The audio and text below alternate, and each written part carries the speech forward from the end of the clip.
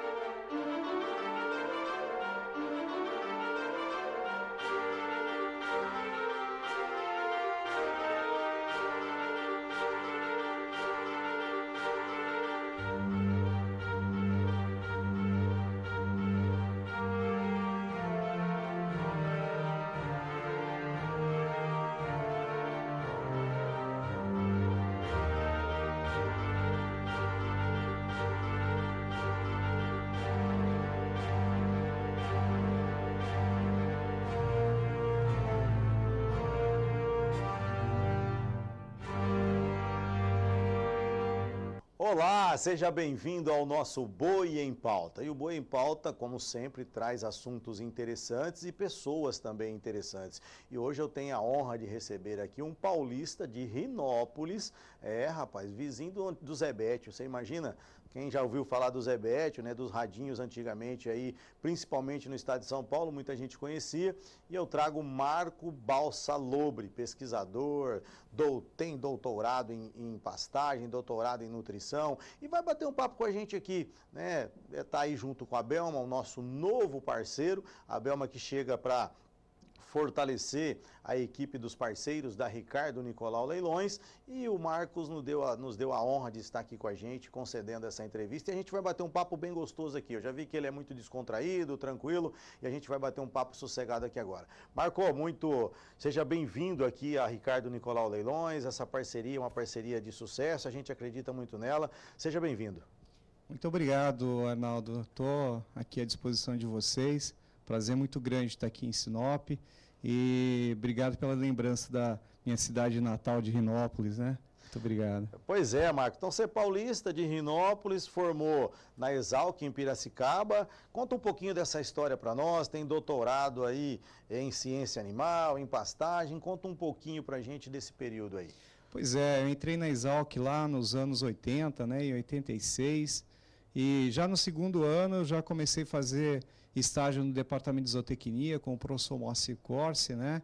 E fiz estágio em fazendas, aquela coisa toda. O Papa Moacir Corsi. Né? Pois é, até ontem estive com ele lá, dando uma aula lá em Piracicaba com ele, né? E depois me formei, fiz estágio em fazendas e tal, e saí para fazer consultoria, né? Sempre trabalhei com consultoria em fazendas, né? Aí resolvi voltar para a faculdade, fiz mestrado, terminei o mestrado em 96. Na época trabalhava bastante com gado de leite, né? Acho que meio 50% gado de leite e gado de corte, né? Voltei pro mercado de trabalho, voltei da consultoria. Eu um dia lá estava dando consultoria em 48 fazendas em 12 estados do Brasil. Eu falei, acho que eu vou voltar para a faculdade fazer doutorado. Mas aí voltei para a faculdade, fiz doutorado. Na época continuei trabalhando também, né? Terminei o doutorado em 2002.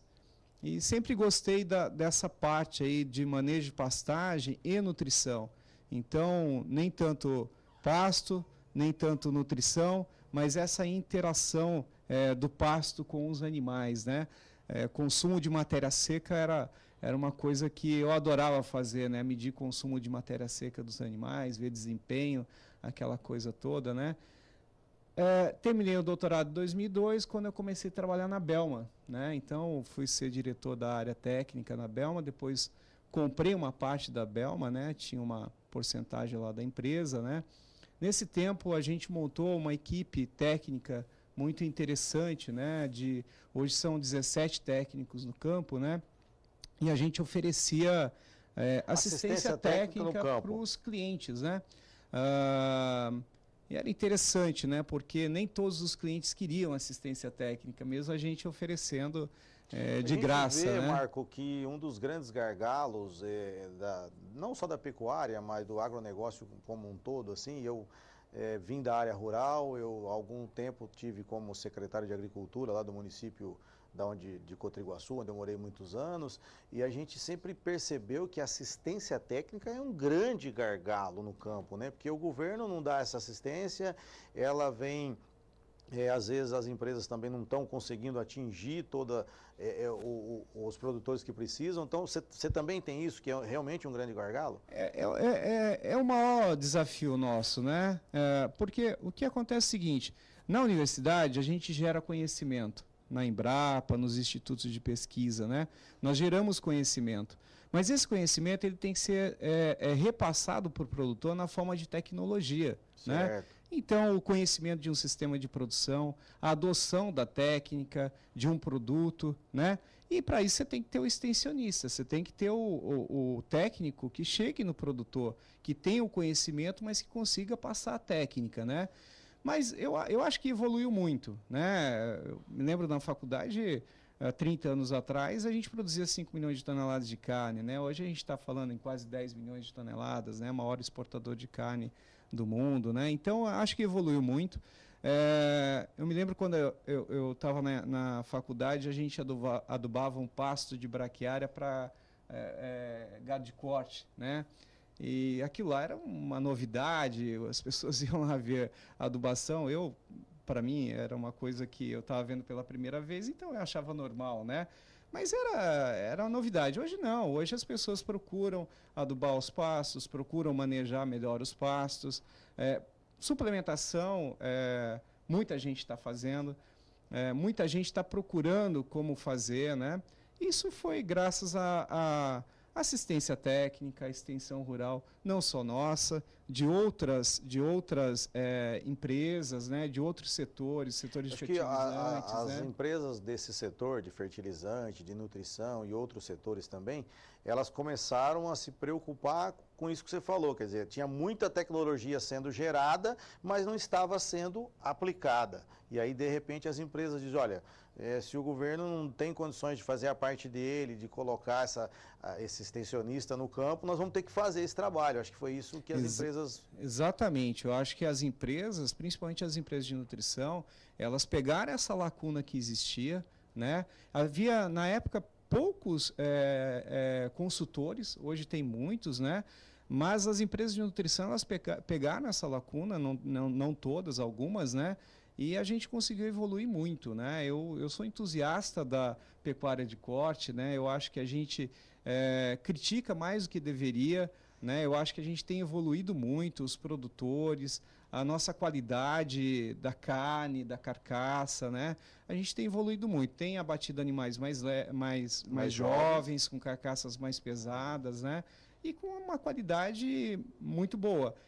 Mas temos muito a evoluir, a gente tem muito campo para crescer, né? De um modo geral, a gente vê isso fácil. Quem quer ver, vê isso muito fácil. Você vê que a agricultura vai tomando espaço de algumas áreas da pecuária e a pecuária, ela aumentou a produtividade. Então, assim, os olhos que querem enxergar isso, estão enxergando isso e a agricultura vai tomar mais espaço ainda, né? A pecuária vai ser reduzida em áreas menores, como a gente não tem mais desmatamento, a pecuária vai ter que se espremer em áreas menores e continuar produzindo cada vez mais. Eu acho que esse é o caminho. Aí vem toda a tecnologia de nutrição, de melhoramento de pastagem, e eu acho que eu tenho visto e tenho comentado que acho que a gente está num momento, e para a gente finalizar esse bloco agora, acho que a gente está num momento que a genética vai falar muito alto também nesse momento, né? Porque a gente tem muita tecnologia aí de nutrição, de pastagem, a gente precisa evoluir geneticamente, né?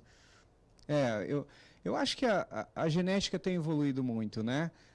A gente fala o seguinte, qual é o potencial de produção de uma lavoura de milho? 20 toneladas por hectare? Nós estamos produzindo 10, 12, 13, tem produtor produzindo 14. Qual que é o potencial de um animal melhorado? 2 quilos por dia? Esses animais no pasto estão ganhando 600 gramas, 700 gramas. Certo. Então a gente está explorando muito menos do que o potencial desses animais melhorados, né? Então, isso daí a gente já sabe como fazer, é só replicar, né? Só replicar. Eu queria comentar uma coisa em relação ao que você falou de desmatamento, Arnaldo, é o seguinte, eu acho que a gente está crescendo a nossa pecuária, nós estamos desenvolvendo e de uma forma sustentável. Sustentável nos 3 quesitos, financeiro, social e ambiental.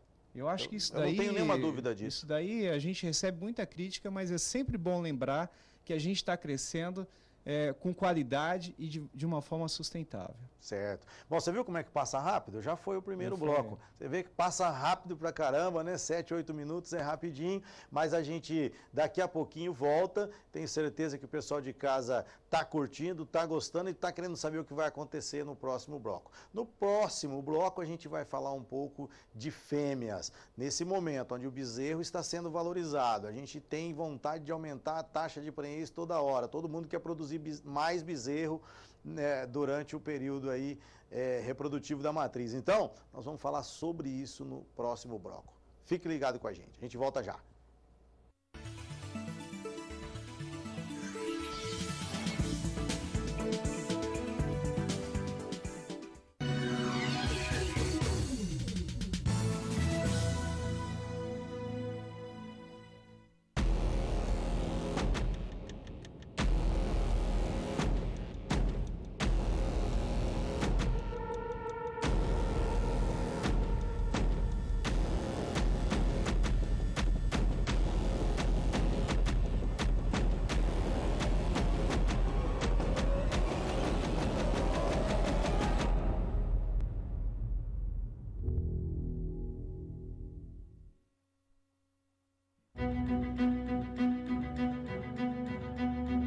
A capacidade da Nutribio hoje seria de 200 toneladas dia de torta de algodão. Isso, se você fizer uma conta, a 4 quilos por animais dia, nós temos condição de tratar 50 mil cabeças dia. Hoje, todas as prensas nossas são automatizadas, para ter o melhor controle de produção. Temos um armazenamento bom para armazenar o caroço e armazenar a torta. A Nutribio, ela precisa hoje de plantio de uns 18 mil hectares de algodão. Isso daí tem na região.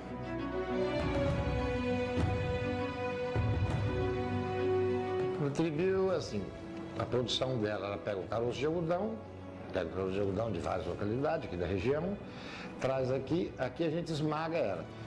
E ali o processo, separa o óleo do farelo. O farelo é a torta de algodão, que é um produto, uma matéria-prima para a fábrica de rações, direto para confinamento, produção de leite.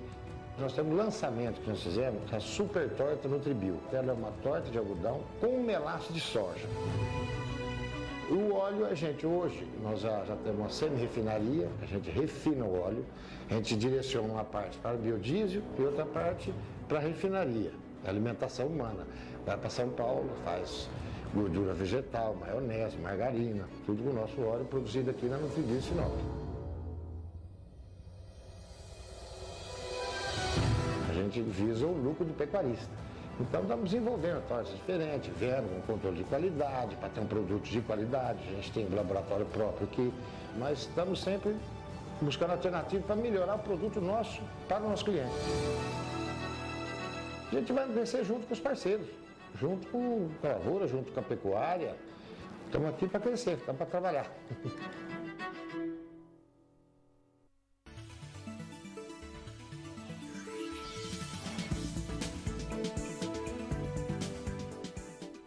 Olá, estamos de volta e agora seguimos por aqui com o Marco Balsalobre, falando sobre reprodução de fêmeas agora. A gente sabe que tem um gargalo grande aí, a taxa de prenhez média geralmente não é muito alta, e eu comentava com ele agora, né? Nós estamos num momento onde o produtor de bezerro está cada dia mais apaixonado pelas suas fêmeas, né? Porque o bezerro está cada dia mais valorizado.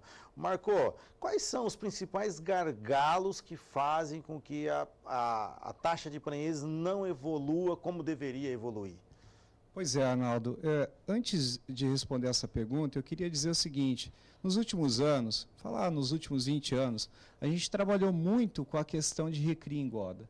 desenvolvemos técnicas, suplementos, e hoje a gente tem sistemas de produção e protocolos muito bem definidos para recria engorda. Usar todos os sistemas, os protocolos, é uma questão financeira e de adequação da fazenda, né? De mão de obra, essa coisa toda. Mas a gente fez pouca coisa com cria, né? Cria é o grande gargalo da nossa pecuária. A gente tem aí uma taxa de desmama por volta de 60%, 70 milhões de vacas, a gente produz 40 milhões de bezerros por ano, né? E é o que a gente precisa melhorar. É baixíssimo esse número. É baixo, e a gente precisa melhorar e tem tecnologia para isso, né? O problema da baixa taxa de prenhez e taxa de natalidade e de desmama nossa começa por uma questão que não tem como mudar. Nosso gado é zebuíno, gado zebuíno ele tem por volta de 300 dias de período de gestação, enquanto que o taurino, 280. Esses 20 dias, a gente não deve computar ele ao longo do ano, mas sim esses 20 dias fazem falta no período de estação de monta. Certo, Esses 20 dias ele é muito importante, porque é aquele período ali de 70, 80, 90 dias você tem que emprenhar, que você tira 20 dias disso, é uma diferença muito grande. Então isso aí não tem como mudar, a gente tem que conviver com isso e tentar introduzir tecnologias que a gente consiga, mesmo com essa limitação, ter altas taxas de fertilidade. Como, por exemplo... É possível, então, a gente chegar numa taxa de 85, por exemplo? Como tem muitas fazendas que têm. E o que essas fazendas fazem? Primeira coisa, a novilha, ela tem que emprenhar com peso adequado. A gente fala que tem que emprenhar com 65% do peso adulto. O peso adulto de uma vaca é aquela vaca na terceira cria, com score de condição corporal 5. Score de condição corporal de 1 a 9, 5. O que é uma vaca 5? É uma vaca que não tem gordura excessiva, mas não mostra as costelas. Não está magra, certo. Né? Se você imaginar uma vaca aí de 450 quilos, que é uma vaca boa, a novilha ela tem que emprenhar com seus 300 quilos, 310, 320 quilos. Mais importante que o peso de prenhez da novilha é o peso de parição. A novilha tem que parir com seus 420 quilos, certo. Né? 85% do peso adulto. Se ela não parir com esse peso, o que vai acontecer no pós-parto? Ela tem uma exigência muito grande para a produção de leite, para a mantença, e tem que crescer mais do que deveria. E isso daí ela faz o quê? Deixa a reprodução de lado. Tipo assim, o organismo dela esquece a parte reprodutiva. Todo mundo sabe que o grande problema da redução da taxa de fertilidade numa fazenda é a primípara. Então, e começa na criação da novilha. Se a gente quer emprenhar uma novilha com 24 meses, algum proteinado aí na seca você tem que dar, né?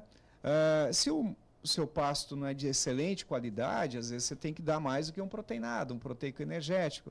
Você quer emprenhar uma novilha com 14 meses, uma novilha que desmamou em maio com 220 quilos, para ela chegar em outubro com 300 quilos, você tem que dar um proteico energético, um produto de 1 quilo, 1,5 kg de consumo. E você tem que cuidar muito bem dela quando parir também, né? Então começa por aí a questão aí da menor taxa de fertilidade, não vou falar baixa taxa, porque... Né, mas essa conta fecha, né, Marco? Porque assim, se você suplementar essa novilha aí com esse quilo, 1,5 kg que você disse, da recria até o momento da concepção, depois suplementar ela para ela conseguir reconceber, quer dizer, você vai ter um custo aí, sei lá, de 400, 500 reais, talvez essas duas suplementação, para um bezerro numa média de 1.200, talvez, ou até mais que isso. Então, assim, a conta fecha. Exatamente. A questão do custo é por volta disso mesmo, dá para fazer até com 200 reais, mas você pode chegar até 400 reais. Mas eu acho que a análise que a gente tem que fazer não é só do bezerro que vai ser produzido. Se você emprenhar a novilha com 14 meses, você tira uma categoria animal da fazenda. Então você tira aquelas novilhas, você tira aquelas novilhas de 2 a 3 anos, que ela vai parir com 3 anos, ela passa a parir com 2 anos, né? E no lugar dessas novilhas de 2 a 3 anos, você coloca matriz, você aumenta o seu rebanho de matriz. Então você produz antes um bezerro e produz mais bezerros, né? Mais bezerros, né? A outra questão é a nutrição da matriz propriamente dita, né? Toda vaca que pare perde peso. Não tem jeito, ela pode estar até num confinamento, ela perde peso. Qual é o nosso grande desafio? Fazer esse animal perder peso pelo menor tempo possível, né?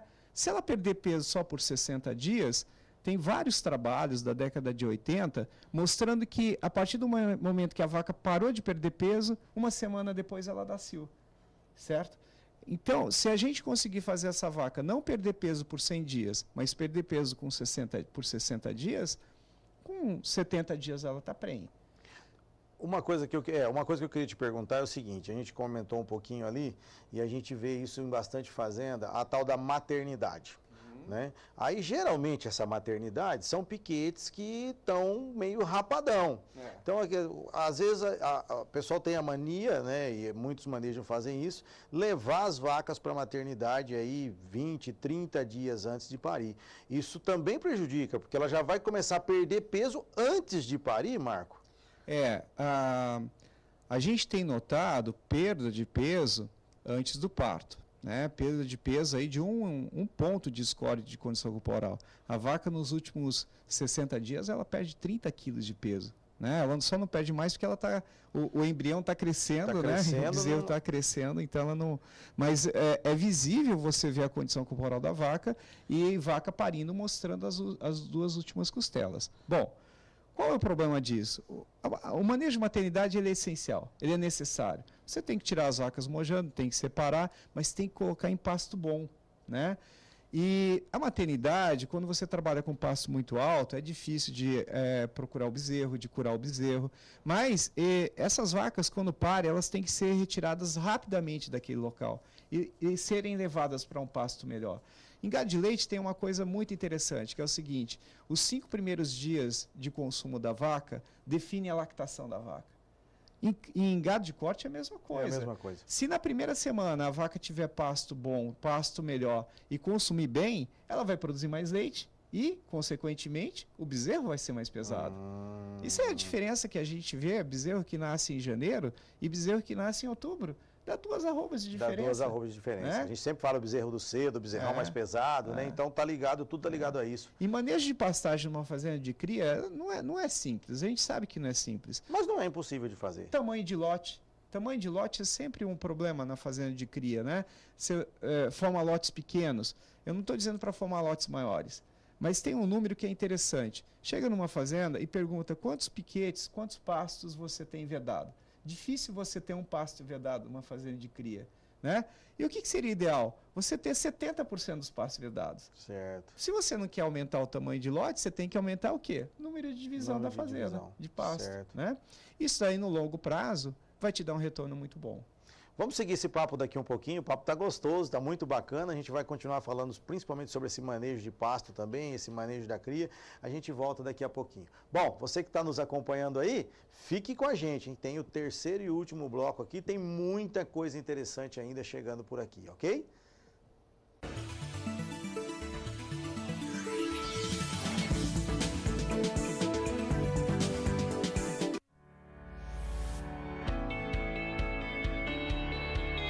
No ano de 2006, o empresário José Lopes acreditou que poderia mudar o atual cenário de demanda do milho no Paraguai, fundando a primeira indústria de etanol 100% à base de milho da América Latina, garantindo assim consumo, pois o cultivo do milho dependia da exportação para viabilização no país.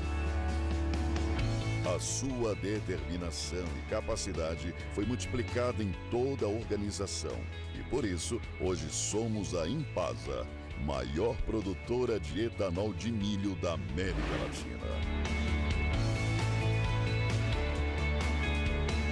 Sempre com visão inovadora e com profissionais altamente capacitados, a Impasa cresceu e hoje é referência mundial em eficiência operacional e produtiva.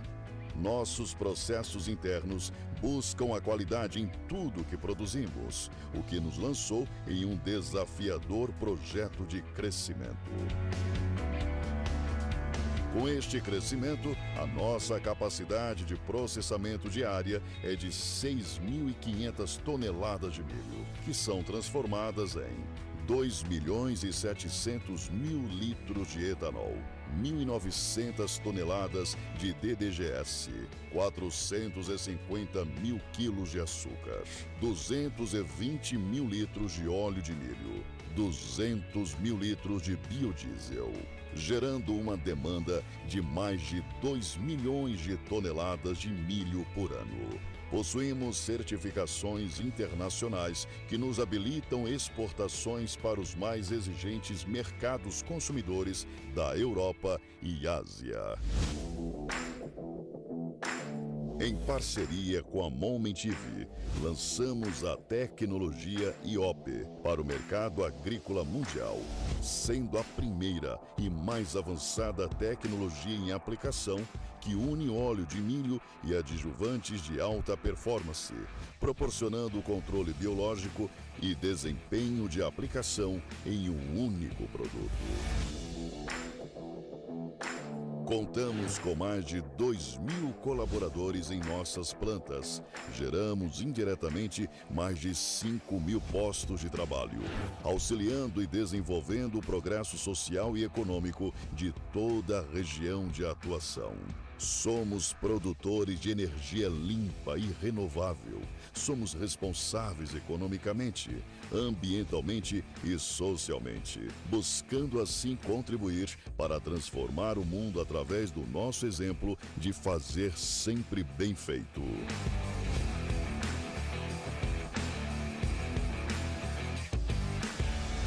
Somos a Impasa, a transformação do milho em progresso.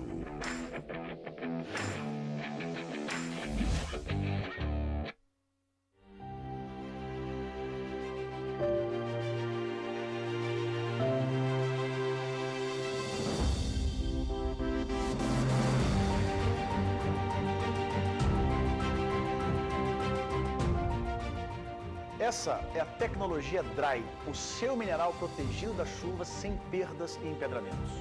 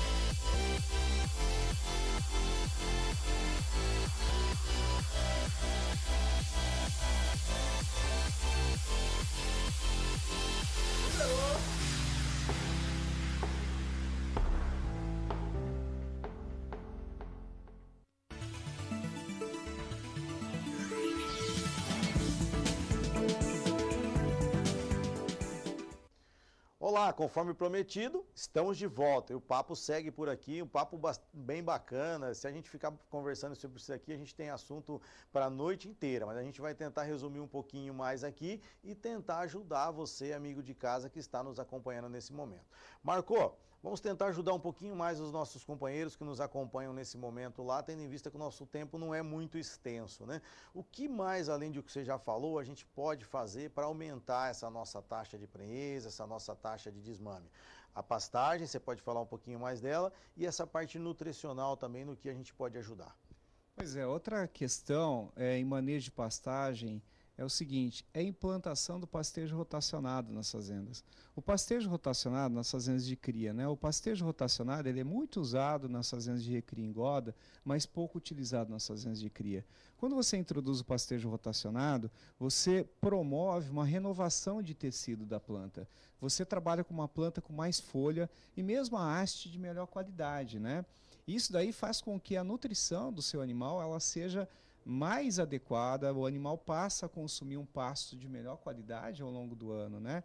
Uma outra questão aí, um detalhe, é o seguinte, se você reservar pasto para esse período agora do ano, agosto, setembro, agora que as vacas começam a parir, reservar pasto de boa qualidade, pasto que a gente chama de diferimento. Diferimento é você pegar um pasto que tinha alta produção lá na época das chuvas, né? Fevereiro, março, deixar ele vedado para ser usado agora nessa época.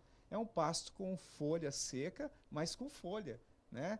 Que é diferente de um pasto vedado sem folha, só com haste. Isso melhora significativamente os resultados em cria. E a gente tem a suplementação também. A gente conversava um pouquinho ali, eu até comentei que eu já usei o Belmais Reprodução, um produto inclusive da Belma, que é um produto desenvolvido com uma gordura protegida, que pode também ajudar nessa taxa de fertilidade, aumento de prenhez? Sim, sim, Arnaldo. Belmais Fertilidade, né? Belmais Fertilidade é o seguinte, é um sal mineral, consumo de 400 gramas, é um sal mineral de consumo alto, e ele tem o quê? Ele tem gordura protegida no sal, né, no produto. Gordura protegida, mas de óleo de soja. É o famoso ômega 6, ácido linoleico. Esse ácido linoleico, ele não tem o papel de ter um aporte de energia para a vaca. O papel dele é hormonal. Certo, hormonal. certo. Os trabalhos feitos aí lá em Botucatu, na Unesp, pelo professor Zequinha, a gente fez muito trabalho no campo também, tem uns trabalhos americanos, mostram uma taxa de 10 pontos percentuais na IATF. 10 pontos percentuais é diferente de 10%. Se você tem 50, vai para 60 pontos de prenhez, né? 60% de prenhez. Então, assim, é muito interessante. São 10 bezerros a mais, né? 10 bezerros a mais. É muito interessante e é interessante para quem quer antecipar bezerro, antecipar prenhez. É interessante para quem faz conta, você vai ter uma redução no custo do sêmen, redução nos protocolos de ATF, né? Certo. Obviamente, se a sua estação de monta for muito longa, de 6 meses, você não vai perceber, porque uma hora a vaca vai emprenhar de qualquer jeito, né? Mas quem quer emprenhar a vaca no cedo é um produto bem interessante. Bem interessante. Bom, alguns conselhos aí. Para a gente finalizar aqui, a gente ainda tem um tempinho, eu queria que você falasse um pouquinho para a gente. Eu conheci a Belma lá na época que era a Belma ainda, do Marcos Mantelato, nessa época aí. A Belma foi vendida para a Trau é uma empresa mundial. Como é que foi essa chegada da Trau junto com a Belma? Como é que está a Trau no mundo hoje, no Brasil, para a gente ter uma ideia desse movimento todo aí? Pois é, lá nos anos 2012, né, nós fomos procurados pela Trau, né, uma empresa multinacional holandesa, né, e resolvemos vender a empresa. Certo. Eu fiquei trabalhando Mantelato também por mais 5 anos na empresa, né. Agora eu estou num período de não concorrência, eu faço uma consultoria para a empresa, né, e nós ganhamos muito com isso. A Trau é a maior empresa de nutrição do mundo, né. Eles são muito fortes em aquacultura. 38% do salmão produzido no mundo consome o produto da Trau, né? E aqui no Brasil a gente tem 3 marcas, né? Que é a Belma, a Fatec e a BR Nova, né? A Fatec e a BR Nova são empresas do ramo de monogástricos, né? A Trau está em 30 países, produz em 30 países, vende para 80 países. É uma empresa que tem mais de 11 mil funcionários. Poxa vida.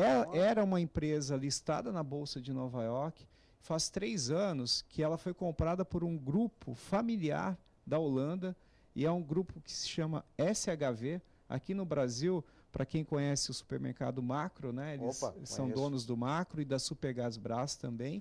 E é uma empresa de 65 mil funcionários. Nossa. É uma grande empresa multinacional. É uma gigante mesmo. Exato. Então a gente faz parte de uma corporação muito grande e temos fazendas de pesquisa na Holanda, no Canadá. A gente tem desenvolvido produtos lá na Holanda para serem usados aqui no mundo tropical, né? tem muita coisa boa ainda por vir com Você, essa com essa equipe integração. técnica sua lá que você tem lá, vocês continuam na pesquisa muito forte, desenvolvendo novos produtos, tem coisa nova chegando aí. É interessante que, embora a Trau seja desse tamanho, ela não tem expertise de produção de gado de corte no mundo tropical. Então as pesquisas, boa parte das pesquisas são feitas aqui. A gente tem uma pessoa que cuida de pesquisa, eu dou um apoio.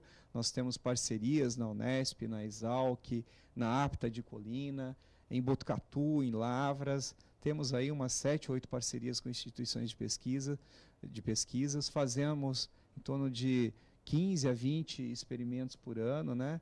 Continuamos trabalhando aí, desenvolvendo produto e contribuindo com a pesquisa também nacional. Coisa boa. Eu ouvi um número ali agora que vocês me passaram, e eu não confesso que eu não sabia desse número. 12% dos confinamentos brasileiros estão na responsabilidade da Trau, da Belma hoje. É interessante isso, porque a Belma é reconhecida como uma empresa de suplementos tecnológicos, né? A pasto, né? E o Brasil tem muitas acho que um dos primeiros empresas. proteinados, quando eu vi surgiu o Lambisque. Lambisque, né? Acho que é uma das primeiras empresas a produzir proteinado. Pelo menos foi o primeiro que eu conheci. Lambisque se confunde um pouco com o nome da Belma, né? Lambisque e Belma se confunde um pouco, né? Mas a gente tem uma posição muito interessante nos confinamentos. 12% do mercado brasileiro são os... Acho que é a maior fatia de uma empresa. Não tenho certeza, mas está entre as 2, 3 maiores empresas. Né? Sabe uma conta interessante, Arnaldo, um número interessante que foi até o pessoal do Rabobank que levantou esse número? Nós temos 5 milhões de animais confinados e nós temos mais 11 milhões de animais sendo suplementados que vão para o abate. Olha só que maravilha. Então, sendo suplementados com 1 quilo, 2 quilos, até 10 quilos de concentrado por dia, que não são considerados animais confinados. Né? Nessa região aqui a gente vê muito isso. É o semi-confinamento que a gente chama aqui, mas tem muita gente fazendo isso, engordando animais a pasto com suplementação. Né? Eu tenho um amigo, até consultor, lá de Rondônia, Alexandre Foroni, não sei se você já ouviu falar dele, e ele fala que, tipo assim, olha, não existe mais pecuária sem milho, né? Vamos dizer, tá difícil você fazer uma pecuária sem qualquer tipo de suplementação, né? Então, não tem como você ter um animal com uma carcaça adequada se ele não consumiu pelo menos uns 200 quilos de milho, né? Não tem jeito. Na vida dele. Não tem jeito, né? Marcou, que prosa boa, né, rapaz? Bom demais recebê-lo aqui. Queria agradecer também ao Júlio Sirena. O Júlio está aqui acompanhando a nossa entrevista e nós vamos entrevistá-lo também para um próximo Boi em Pauta nosso. Mas agradecer muito a vocês pela parceria. Para Ricardo Nicolau é motivo de muito orgulho realmente, de muita deferência ter uma empresa como essa do nosso lado. Vocês podem ter certeza que a gente vai trabalhar o máximo possível para trazer o máximo de resultado possível também para vocês. E é um prazer muito grande recebê-lo aqui. Muito obrigado, fiquei muito à vontade aqui, parabéns pelo trabalho de vocês, pelo sucesso e estou à disposição de vocês. Muito obrigado mesmo. Bom, vamos finalizando então. Como eu disse, é um prazer muito grande tê-lo aqui, é uma honra para nós da Ricardo Nicolau Leilões, essa parceria com a Belma, com a Trau, e a gente fica muito feliz e pode ter certeza que a gente vai fazer o máximo aqui para que a gente possa levar informação, levar conhecimento, levar o trabalho de vocês, abrindo porteiras aí, Mato Grosso afora, mundo afora, através das lentes aí do SBA. Mas para finalizar mesmo, Marco, eu gostaria que você deixasse uma frase para os nossos amigos de casa, como é sempre de praxe aqui no nosso Boi em Pauta. Pois é, Arnaldo, muito obrigado pela atenção, me senti muito à vontade aqui, tenho certeza do sucesso da parceria, vocês já têm um sucesso muito grande aqui. E eu queria voltar à questão da sustentabilidade. Eu acho que a gente está crescendo, a gente está desenvolvendo a nossa pecuária e lembrar que ela está sendo desenvolvida de uma forma sustentável. A sustentabilidade que é tão importante para o mundo afora, que é tão importante para as nossas exportações, e a gente não pode se esquecer disso. Nós temos que defender o nosso negócio. Ok? Obrigado. É isso aí, ó. Ficou a frase aí, nós temos que trabalhar com sustentabilidade ambiental, econômica e social. Esse é o tripé, né, e desenvolver o nosso negócio. Obrigado, viu, Marco? Obrigado mais uma vez. Você, amigo de casa, se você gostou dessa entrevista e quer revê-la ou deseja rever também outras entrevistas, é só entrar no nosso site www.ricardonicolauleilões.com.br.